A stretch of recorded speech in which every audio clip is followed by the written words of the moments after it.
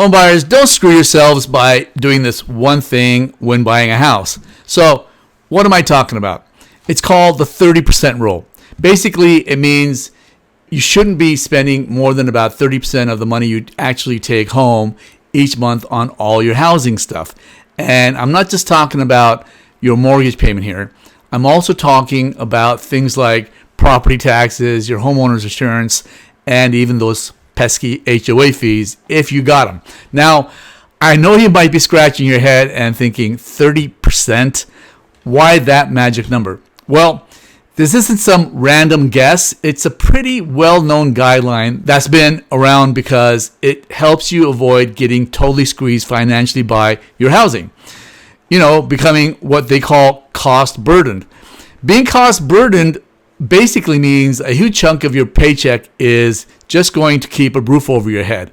That doesn't leave you with a whole lot of cash for other important stuff like, putting food on the table, getting to work, staying healthy, and even having some fun once in a while. Now, if you're a first-time home buyer, listen up.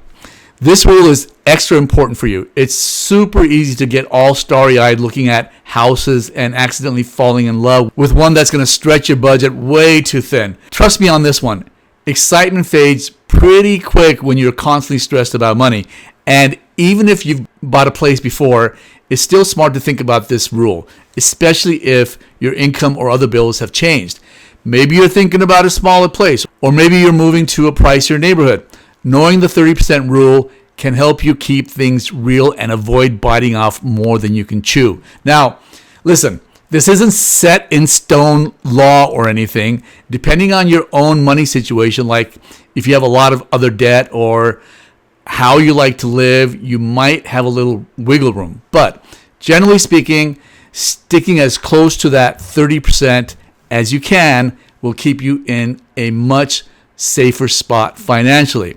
So what's the bottom line here? Before you get too attached to a place, really look at your money situation. Do the simple math, know how much you're actually bringing home, and be honest with yourself about what you can comfortably afford without stressing out every month. So following this 30% rule might mean you need to adjust your expectations a bit or look at houses in a slightly different price range. But trust me, it's way better in the long run to have a home you can actually afford and still have money left over to live your life. So let me know what you think about this 30% rule. Does it make sense to you?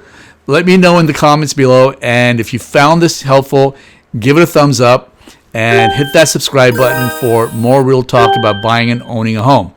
Thanks for watching, and I'll see you in the next video.